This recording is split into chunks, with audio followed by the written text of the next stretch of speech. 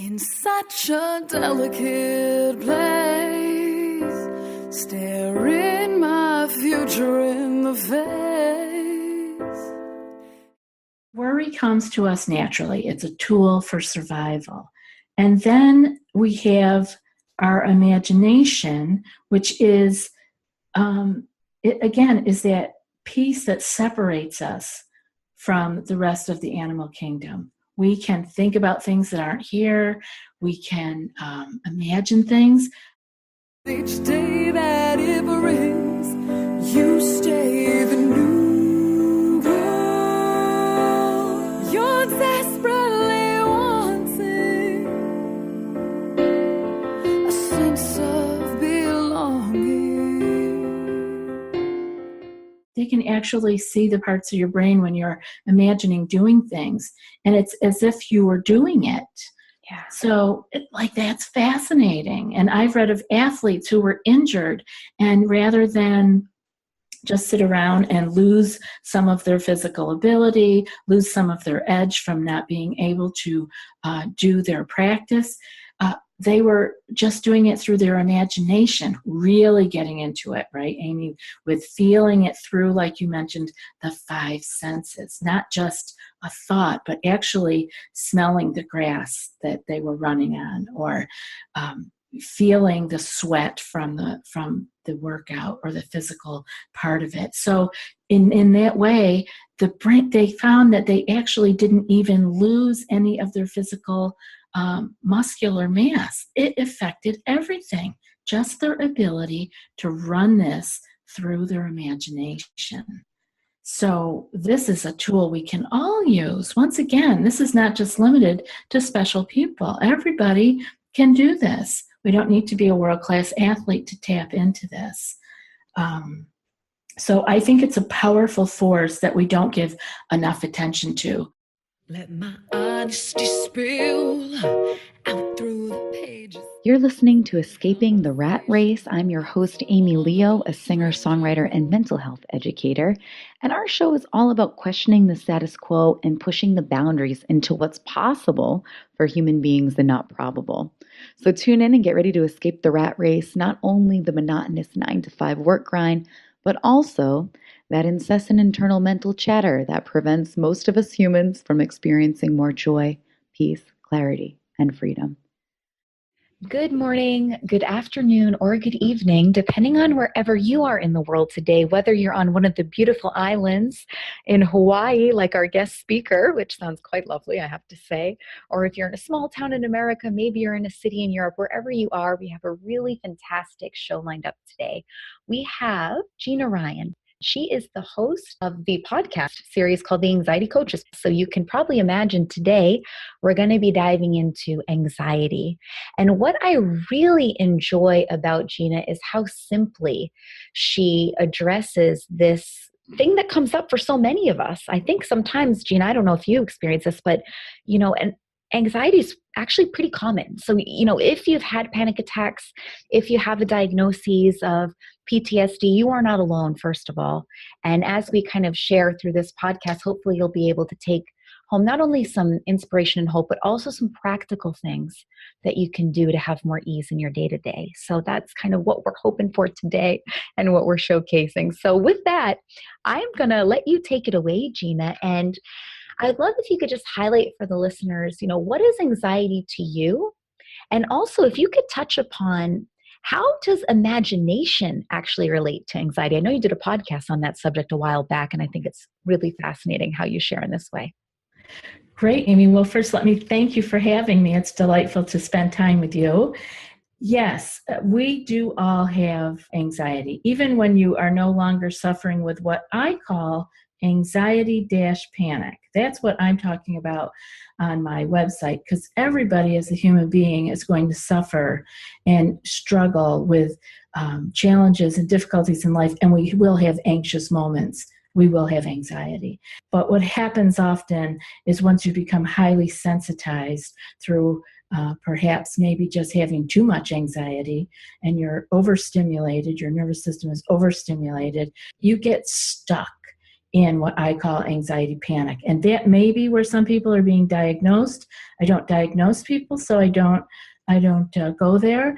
But everything that we do at Anxiety Coaches Podcast, on the podcasts themselves and in our coaching, everyone can do. It doesn't interfere with any other treatments you may be doing or anything else you're working on.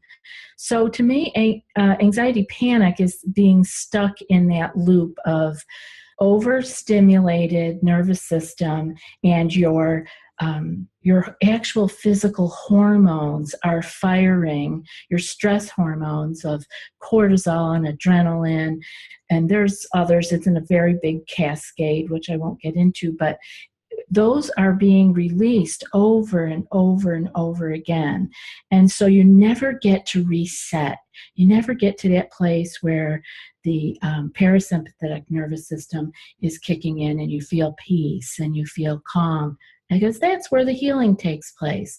So when we're stuck in that stress response and our nervous system is constantly being flooded with those stress hormones, we get into that state that I call anxiety panic. And the way out of it is to learn how to tap into the relaxation response, which is already built into you as a human being. It's already there, and you just have to learn how to get there over and over, and that becomes your new default, which is our human default. We default to a relaxed nervous system. And so our body has just been overstimulated and has forgotten how to get there. So that's what anxiety is to me, and anxiety panic, and what we talk about on the show. And again, I always remind people, Amy, when they come, that once you clear your anxiety panic, it doesn't mean you'll never feel anxious again. It doesn't mean you won't be afraid. Those are normal human feelings. And it's actually quite normal to get oversensitized and to have something like PTSD, to have anxiety, panic, maybe even a diagnosis with that, because we live in a world where we're constantly bombarded and we're on all the time. We're always on. So it's not unusual. So I hope that by keeping it simple, like we do on our show, and serving up what I call lifestyle changes, stuff that everybody can do, it doesn't really cost much. It's not like you have to go out and buy things. It's actually about less than more. It's about learning to let go of things, let go of our attachments to things, and letting go of needing to, quote, do something all the time. So that's what we work on. And I hope that was a helpful explanation, Amy. Do you have any questions before I get into the imagination? Yeah, I think it's so beautiful, Gina, what you're highlighting there, that it's built into the system. Mm-hmm. You know, that each of us do have access to this resilience. Now, I know that there are moments, there are many moments I don't see that either, but, that doesn't mean it's not there. And I really enjoyed how you've brought that up, because I think one thing I hear often when I'm working with clients is that this idea that they think something's wrong with them or something's broken. And I really just, again, want to reemphasize what Gina had said about, we're all human doing the best we can, and there's nothing wrong here. It's right. It's just exactly what you were saying, this physiological sensation, but it doesn't mean that you are better or worse, etc. Those are all human ideals and opinions we've put on that actually aren't rooted in truth. Exactly. And you hit on a great thing, not rooted in truth. And isn't that where we get confused sometimes, because our mind is so full of thoughts, and we start to believe every thought that goes through there. And that can get us into trouble, because we think all kinds of stuff, don't we? Yeah. Yeah, we do. It reminds me, Gina, of a book I'm actually reading now called The Eureka Moment. And what these folks are doing, these neuroscientists, is they're studying insights. So everyone has had a light bulb moment where maybe it was a problem they were struggling with, but then they went for a walk or played with their kids, and all of a sudden it hits them like a strike of lightning, like, oh my gosh, I can't believe I've been doing this. Why didn't I see it? It's so obvious. And what I really liked that they were highlighting is that, sometimes our thinking, feeling system is so seductive, right? It makes sense because whatever we think, we feel. That's how consciousness works. We feel it in our five senses. Yeah. And they went on to say that, we're living in a box, and sometimes, we really don't even either know we're in the box or we can't see it, and how, things that we've thought in the past actually have the tendency, if we don't have a little awareness, to really limit what we can think or do in the next moments. So it can become a very limited kind of tunnel vision experience. And I know I've had times in my life where that was my experience, but the beauty is we can all pop out. That is possible for every human being. Yeah, absolutely possible. And again, doesn't cost anything. Yeah. It just takes awareness. We have to become aware. Yeah. Well, I would love if you can find a way to segue from awareness to imagination. I think those are actually kind of related, perhaps, Gina, if you can shine more light on that. Sure, because when we talk about awareness, we are able as humans to be self-aware, right? And isn't that part of what makes us different than some of the other animal kingdom, right? We can be aware. And one of the things that comes along with that awareness is, again, this is for us as humans, we have imagination. We can think of things that are not here in our physical reality. We can think of things in the future, in the past. And so I like to back it up a little bit and say, worry. First, I'll go into worry, because worry is a function of our imagination. Worry is a tool for our survival. So when people say, oh, you shouldn't worry, well, it comes to us naturally. It is part of who we are, because that is who we have evolved to where we are now because of our ability to worry. We didn't run fast enough to outrun animals that might have been chasing us, and we certainly couldn't outswim things in the ocean, and we certainly don't fly. So we came along through the beauty of nature to have our own survival mechanisms, and it's our brain, and it continues to evolve. And as that brain evolved, it kept us alive by our ability to worry, meaning that we could think about what might be. And so you can see where that can get looped into being a difficulty for some people when you can't be aware of it, when you can't be cognizant of it, and you're just letting it run.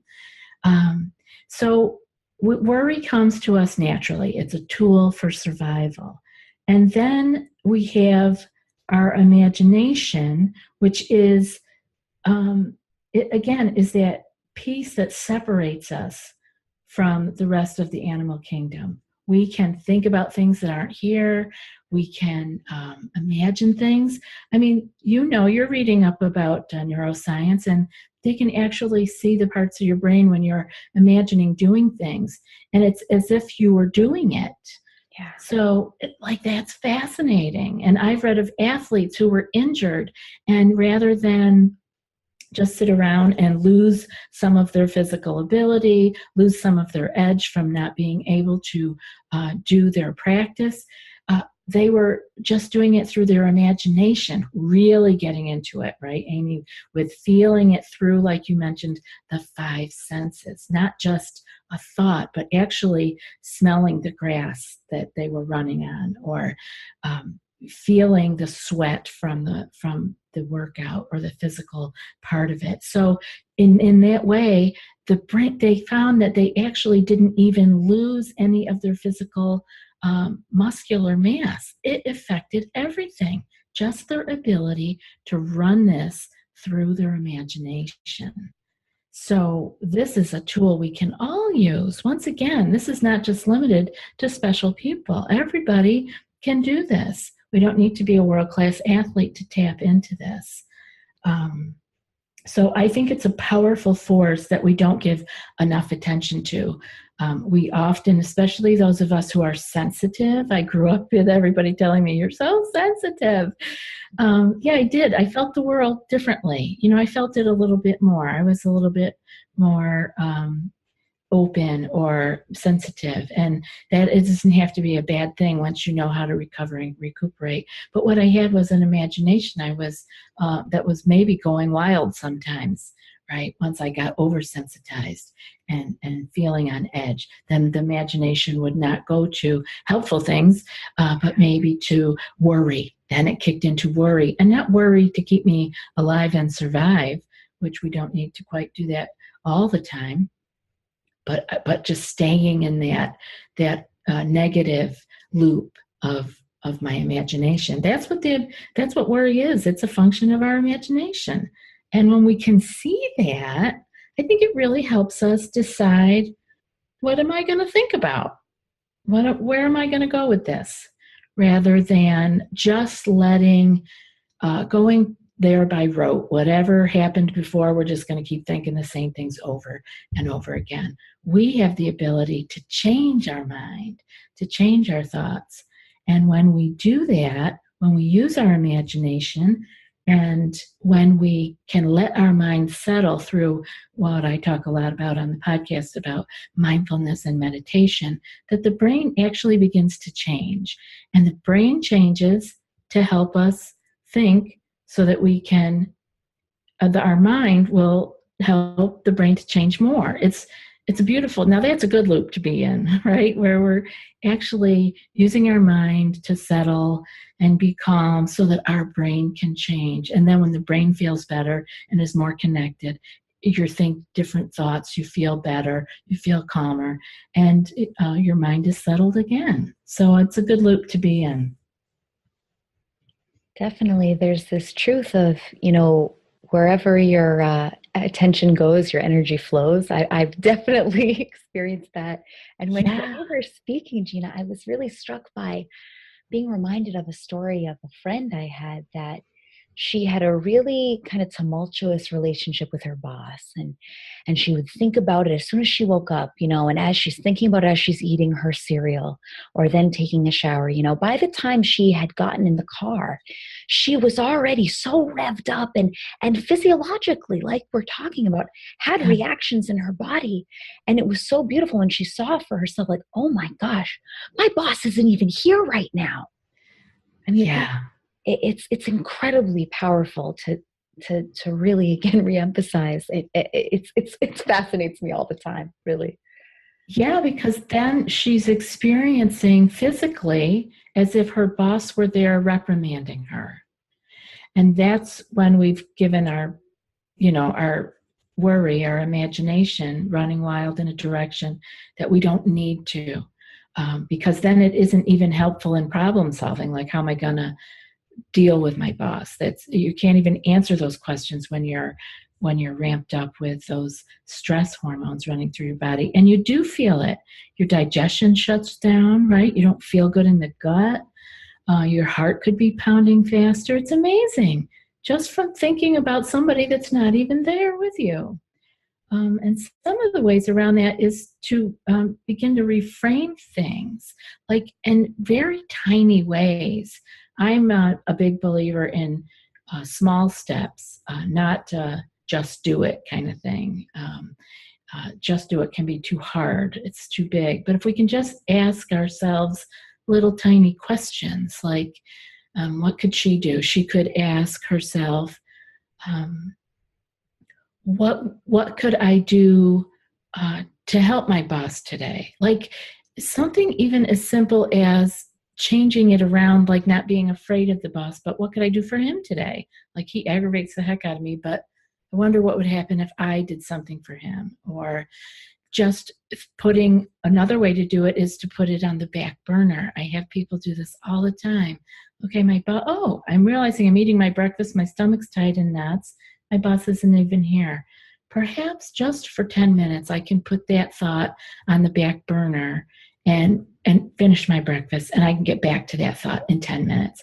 And most of the time, after you practice this for a little while, that thought doesn't even come back in 10 minutes. It might be a half hour. It might be right before you get into the job that you start thinking about him again. But we have to take a hold of it. It won't change by itself. We have to take some little actions and make I guess, a change in our perspective, and that can make a world of difference. Yeah. Yeah. Oh, I just want to say, go on, Gina. Tell us more of what you've seen or Yeah, transformations you've witnessed, perhaps. Maybe we could even sure, ask you if you wouldn't mind sharing with listeners maybe a little bit of your own personal story and sure. relationship with anxiety, panic. And also what I'm curious about is how did you end up hosting a podcast?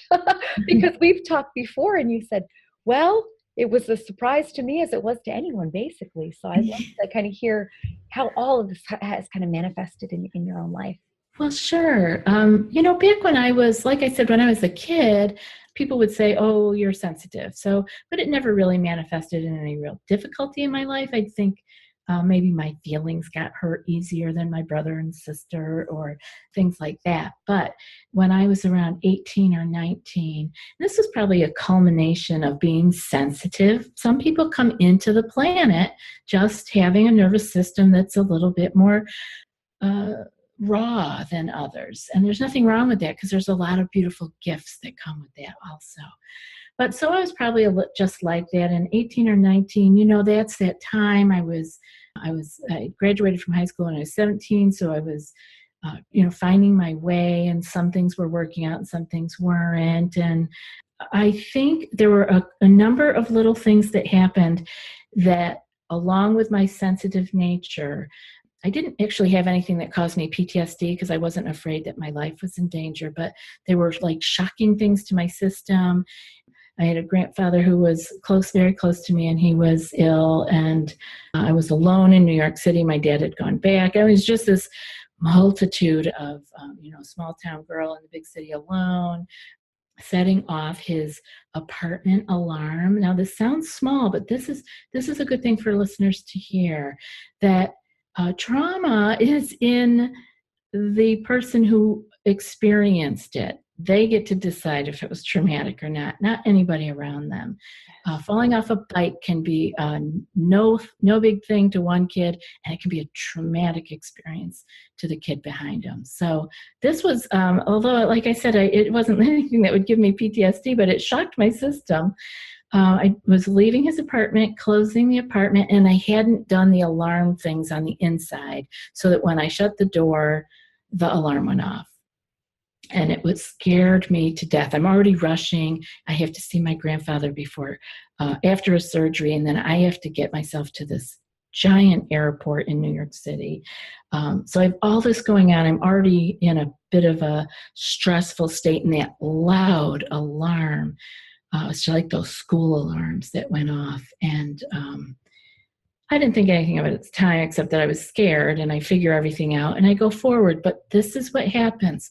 I never quite got to reset again, Amy, right? I had all these things I had to do. After that happened, I had to walk out into the bright, sunny day of finding a taxi, right? And this is just not a big deal to some people, but it was way out of my element.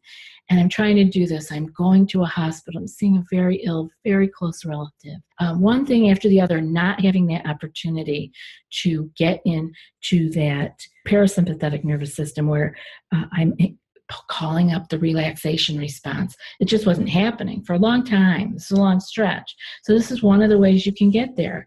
Next thing I know, I'm having, weeks later, I'm having these very odd feelings. My heart's pounding harder. I feel like I'm perspiring when I don't need to be. I was having thoughts that were very, very worrisome, which was not really like me. And that's what I pin it on. Now, like I said, it was not just that event. It was all of the little things that led up to that. And the state I was in, the place in my life, I was not grounded. I was not secure.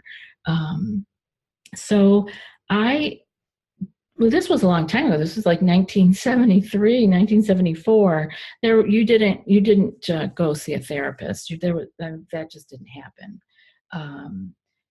It wasn't available. It wasn't how people dealt in the time. There was, of course, no internet. As I kept getting older and experiencing all this, at one point I do go to a physician because I couldn't sleep at night. And I'm the kind of person, if I don't sleep at night, I know something is wrong with me, because I'm a good sleeper. And he prescribed some medications for sleeping, which I didn't take because it just didn't feel like that was the major issue. And as I go on, it's a very long story because I have a lot of years behind me. But as I go on, I live life, but I live life with this feeling of impending doom, feeling like the other shoe is going to drop anytime. It's this constant scanning of the horizon, and these are very primitive feelings. That's me looking to stay safe and secure, and that's the parts of us that kept us alive and got us to where we are. So they're normal, but I was stuck in it. So I go on, I get married, I have a wonderful family, and I begin, actually even before I was married, I began the search for what is this? And for me, a lot of it went through like some spiritual paths. I did a lot of reading on different kinds of spirituality and different kinds of why the mind works the way it does. Now, that information back in the 70s was way different than what we have now, but it all served me in that it kept me going. And Amy, the big thing that I hope everyone can hear is that I was able to keep going because I had hope, right? So if the only way you can keep hope alive is to talk to somebody, have a friend in your life, or maybe you have a professional in your life that you speak to that can help you keep the hope alive, you'll find your way out. But that's the basic thing, is to find some way to keep that little flicker. I used to say, oh, there's a little tiny flicker left in there. I have to keep that alive. And for me, the researching and, going to libraries and just reading. And I ran into some things that led me to meditation. And, I kind of started on my own. And then as I went on in my journey, as in central New York, I was able to find meditation teachers, and I learned from different people. And that, but before I was meditating, it was what I would call prayer. I was raised in a tradition that talked about prayer as being like a way of settling and being receptive to the divine. So I was like, oh, I kind of was doing these things through that kind of prayer. Because when you're as low as I prayed a lot. I was looking for help. I was asking God or the universe to help me. And I learned that also I could take a little extra step. And in meditation, I learned breathing. And along this way, I owned 2 health food stores. And people used to come in if they were struggling with anxiety, or we didn't even really call it that then, I don't think, in the 90s, early 90s. I would just tell them, like, they want to buy all these supplements and stuff, which is how I made my living. But I'm telling them how to breathe. I'm like, oh, you just need to breathe. Taking them over in the corner where the books were and showing them how to, breathe with a little bit longer exhalation, and just how to tap into their nervous system so that they could get the relaxation response going. And I thank Herbert Benson for those books, because I was around when all that was brand new stuff, and the relaxation response. He did great work, and he probably saved me in a lot of ways, because those kind of books were what really kept me going. So I encourage people to read, do your homework, and take out of it what works for you, because we're all different. Yes. So I go on. I don't, people ask me, when was your last panic attack? Because I did have panic attacks. I didn't feel comfortable with elevators. I didn't like driving really far away from home if I was driving alone. I did lots of stuff like that felt like it was making my world smaller. And they say, well, when did that all go away? Do you remember what was, or how many years? And you don't. And moving through it, because having anxious feelings is a part of our regular daily human life. So I don't remember when my last panic attack was, or it just becomes like a ghost. You learn that all of a sudden you realize, oh, I was anxious, but now I'm not. Like, it didn't take me down the wormhole. I didn't have to suffer for 3 days because somebody scared me or because I got bad news on the phone. And I'll tell you, Amy, the most difficult things that I've gone through in my life all happened after I had, quote, cleared my anxiety, panic. And yes, I had really stressful moments. I had lots of tears and I had lots of challenges, but I never have gone down the wormhole again. I feel scared, I feel anxious, but it comes and my default still is to go into relaxation response. I think when you're suffering with anxiety, panic, or you have a diagnosis, that you have simply forgotten how to get there again. And I found my way, and it just became a ghost. It would come and go, and then it just doesn't come anymore. And so I was a nutritionist, so I was already helping a lot of people through my nutrition counseling in my stores. And then when I moved to Hawaii, I didn't open a store here. I was seeing eating disordered clients because there's a big need for an eating disorder nutritionist here. And I did that for about 11 years, and every single person that I dealt with through those years was suffering with anxiety. That's what I mean. It's just so prevalent. Yeah. And then we're going to get into the business piece here. Then I get picked up by, I've been on podcasts for nutrition and things like that. And I was contacted by Kevin, who was running the Anxiety Coaches podcast, probably a year and a half ago or a little more. And I became the nutritionist on their program. And I became a coach for those people who were looking for some help outside the podcast. And then Kevin decided that he didn't want to keep it going. It's a lot of work, Amy, as you know. Yeah. Ours is twice a week. And I was devastated. Like, what do you mean? And I thought the other coach would take it. That didn't work out. And I just jumped in. I didn't have any idea of what it meant, but I knew that it had to keep going. So I took the reins, and that was about a year and maybe 13 months ago, and over 100 some odd shows ago, and here I am. That's it's interesting in that I can't even imagine how I could be doing anything else. And how did I end up here? Just by saying yes to some things that might have been really scary to me. I was scared. How am I going to do this? But I just kind of learned as I went. It's been exciting. Yeah, that's one thing actually we were just talking about before we got on today is, I used to be someone that really valued my intellect. And I think that people that have had experience with anxiety panic can maybe relate to this, where the intellect is trying to do its job, basically, like what you're saying, with trying to predict, what's going to happen and run the scenarios. And that's all an awesome part of being human. But we also have this other piece, which is more in alignment with the intuition of what you said, like, well, I don't know how, I don't know the how, but I know that this feels right. I've got to keep this going. And also that ability that, to have creative insight into something that works for you as an individual. I really appreciate that you highlighted that, Gina. I think when we first met, we made the joke that we've arrived to the same airport, taking different flights, basically. Yeah, exactly. And that's just the beauty of life and leaning into life. And one thing I actually want to share with listeners, because I think it's pertinent, is I could really relate to this idea of the world getting smaller, and not in a traditional sense, though. So I actually have only started experiencing panic attacks, I think, last year. Yes, it was Carnival last year.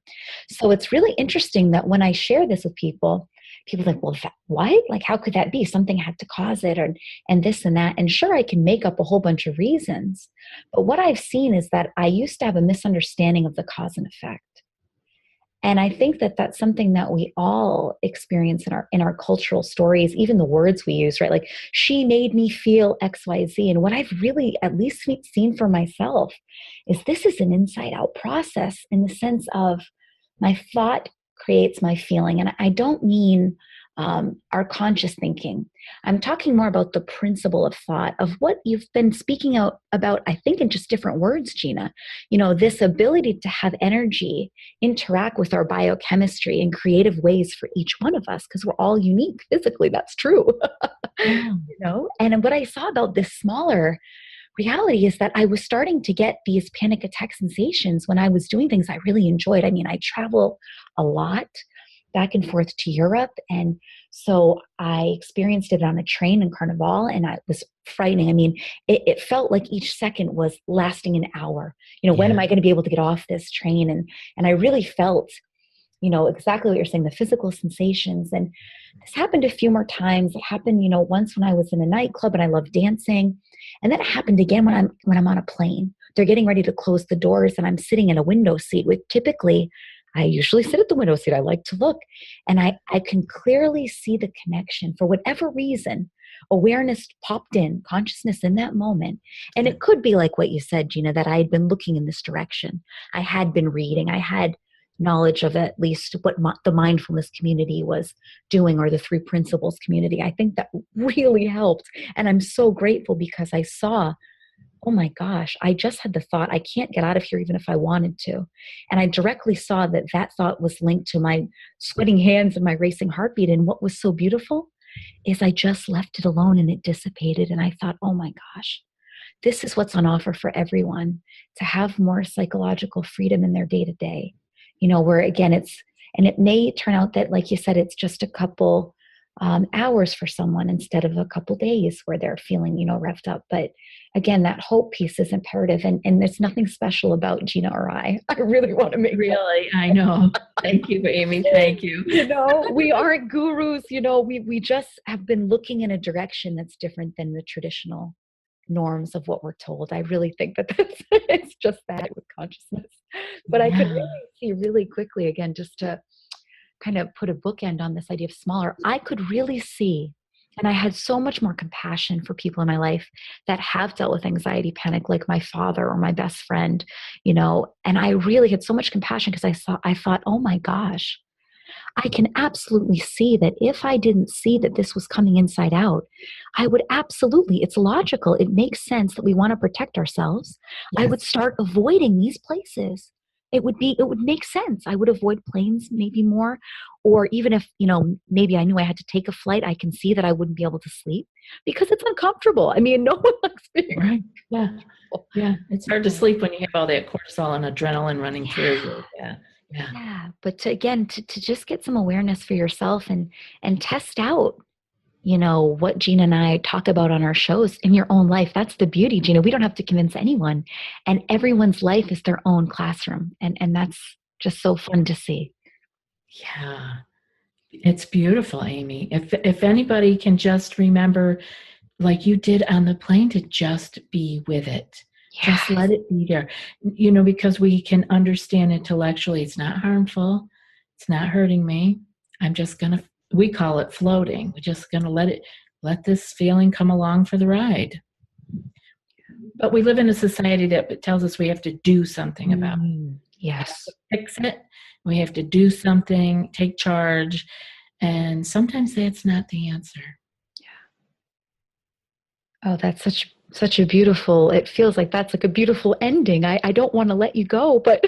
Oh, so, I know. We will talk again, Amy, I'm sure. That's just such a beautiful, beautiful truth as I've seen it. Gina, if there's one thing that you would want listeners to take away from today, what would that be? And can you please share where people can find more about you and the Anxiety Coaches podcast? Certainly. You can find us at anxietycoachespodcast.com. And everything you need is there. You can contact me through there, or you can contact me at anxietycoachespodcast@gmail.com. And what I would like everyone to take home with them, or to take into their hearts, is to be, when this comes up, when you have an experience like you had on the plane, or maybe somebody else is having it in an elevator or driving, or just being home and can't imagine, why am I feeling like this? To be self-compassionate, to treat yourself as if you would treat your best friend that came to you like that, or a 5-year-old child that came to you with that kind of a worry. Just have a soft heart about it. There's nothing you need to actually, quote, do about it right now. Just to be kind and compassionate with yourself, because we are all a little bit too hard on ourselves. And I think self-compassion opens up a lot of energy for healing.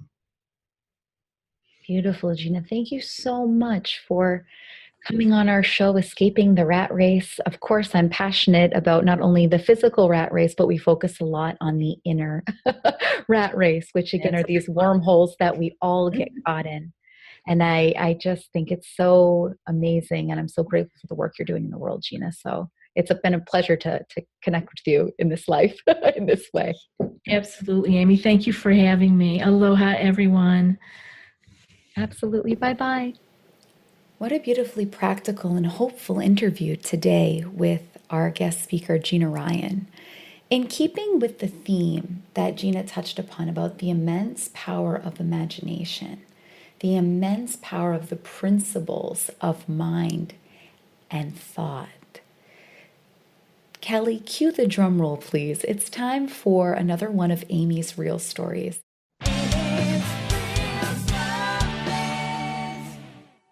You can find our collection of Amy's Real Stories on Instagram by putting in the search engine hashtag Amy's Real Stories. This one is truly phenomenal.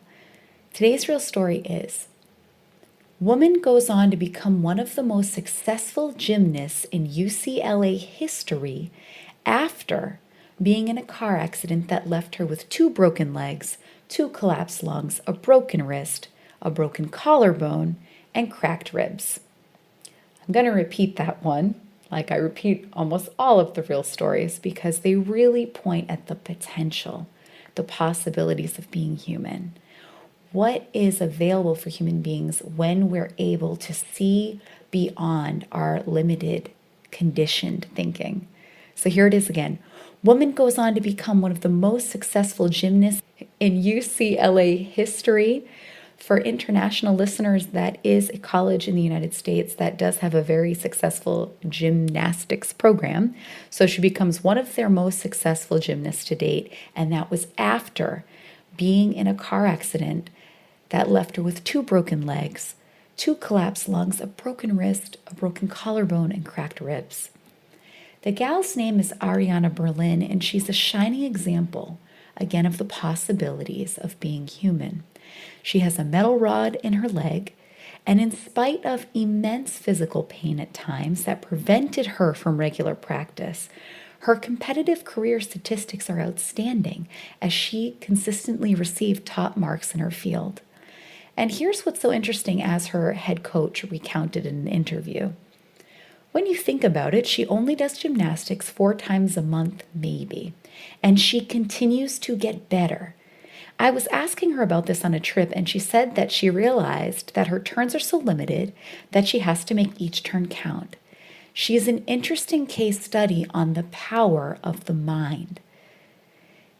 In a sport where repetition and practice is crucial, it would be understandable if Ariana was unable to compete consistently.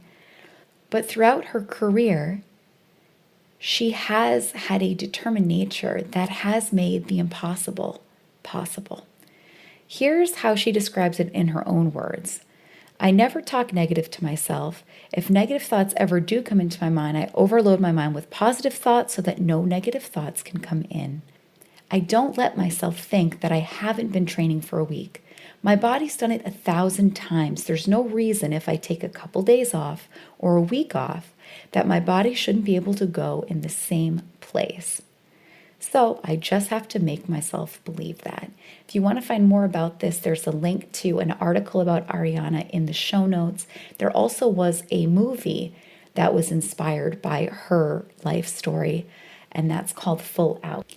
I also thought it would be pertinent, since we have a little bit more time left today on the show, for our podcast producer, Kelly Munstead, to go back through the files and find a clip from psychologist and life coach Dr. Amy Johnson that also touches upon this inner resilience that's available to every human being, no matter how bad it does feel, no matter how much the anxiety is flaring up. So let's hear a little bit about her perspective about anxiety, and also her perspective from the view of the helper, from that of the psychologist. I thought that would be really interesting to add to today's show. I would love if you could speak a little bit more on that, because I'm sure that there's people that are listening that are in the helping professions. And when I was working social work, there was a lot of burnout and a lot of high stress. So, Amy, can you share where does that come from, and then what can people do or maybe not do about that? Yeah, I think the burnout, the stress, the feeling really discouraged, taking our clients' problems home with us at night. It comes from a lot of places. It comes from within us and the way that we're seeing everything that we're doing as helpers. But I think it can kind of be boiled down to a simple thing. For me anyway, it feels like I used to think that these people really needed my help. Like I was completely overlooking what they already had going for them. And that is that when their mind's clear and when they stop digging their heels in and searching frantically for the solution to their big problem, when they stop trying to fix themselves, they will and do see things. And that happens all the time.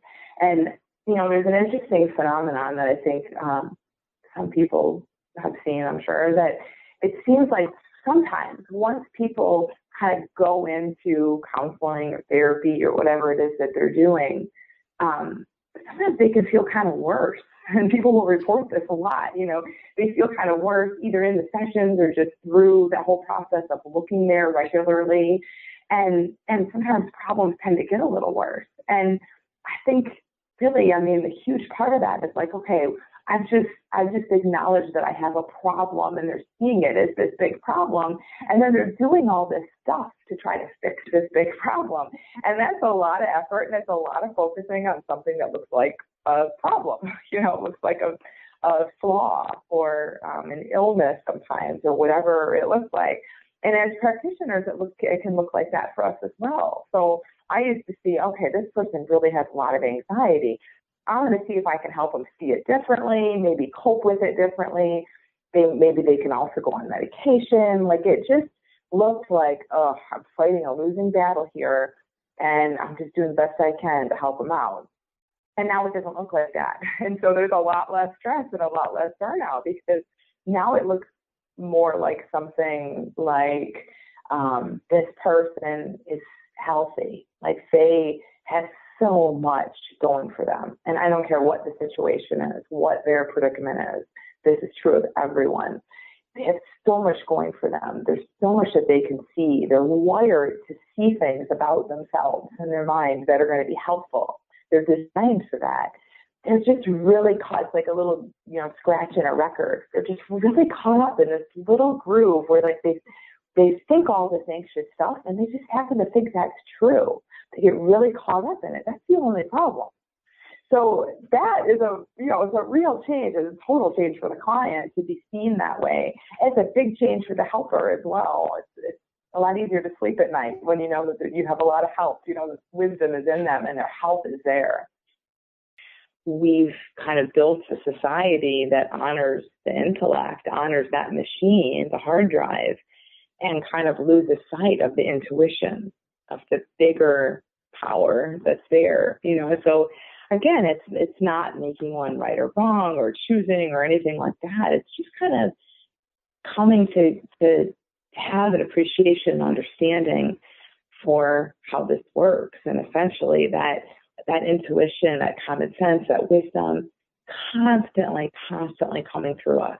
And it's very easy to discount because we hear words like intuition and wisdom and we want it to feel like a huge aha moment, or we want to be able to see the future or whatever, whatever kind of messy words are kind of attached to those words just in our lexicon. But again, just kind of open your mind and see it. It's just that's why I love common sense. It's it's so everyday, commonplace, so simple. It's like when it's close to lunchtime and your stomach starts to growl, you don't have to have a conversation with your intellect about lunch. You just, I mean, sometimes we do. Sometimes we fall into that for sure, but you don't have to. Kids don't, it's not necessary. You just walk to the kitchen and you fix what you feel like eating. Like, it's that simple, when you have to. My favorite example is kind of like when you have to pee, you don't have a conversation about it. You don't make a decision. You just walk to the bathroom, you pee, you're done.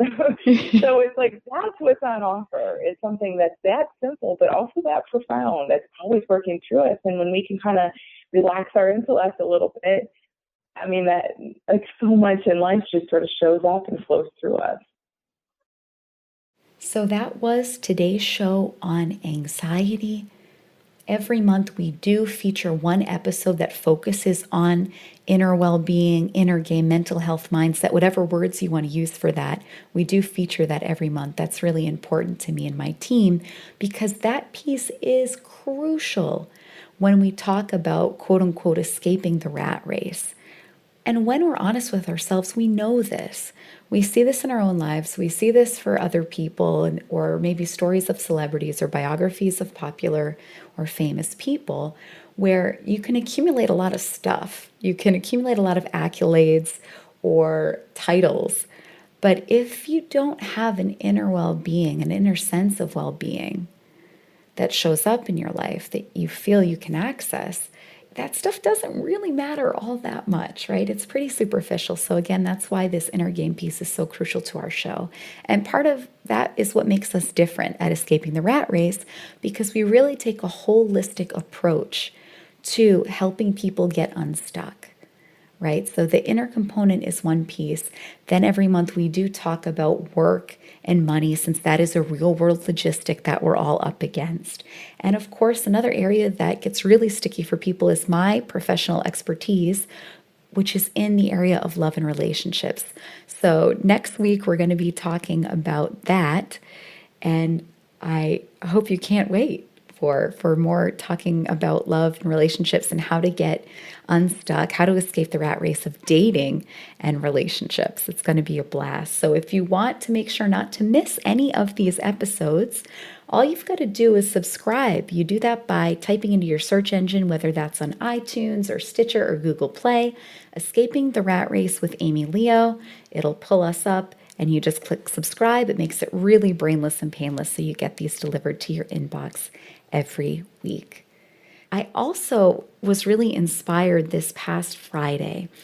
I myself was having an experience of some low mood stuff, some anxiety stuff that continued to pass through and circle around throughout the day. So here was what I was inspired to write while I was sitting at a Starbucks by Amsterdam Central Station. So here it goes. What if I couldn't remember all the times I failed at something? What if I woke up and couldn't remember the times I felt less than, the times I felt not good enough? What if I couldn't remember every awkward social interaction, every botched singing performance, every failed business strategy, or every horrible date or bad breakup? Imagine the possibilities. Seriously, what would be left for me to do? It seems I would only be left with creative, fresh ideas to try. I wouldn't have a history of thinking that would keep me up at night. I wouldn't be trying to inaccurately predict the future or some outcome or some feeling that I was certain would come from a certain circumstance or person. One of my mentors said it best. Imagine if you woke up and all your thoughts were in a language you couldn't understand. What if every thought that I had, that you had throughout the day, was in Mandarin Chinese, for instance? What would you do? Who would you be? What would I do? What would I be? If only for a day. But the truth is, every one of us is only ever a thought away. This was Amy Leo from amyleo.com. Thank you so much for listening today. Until next time, keep rocking.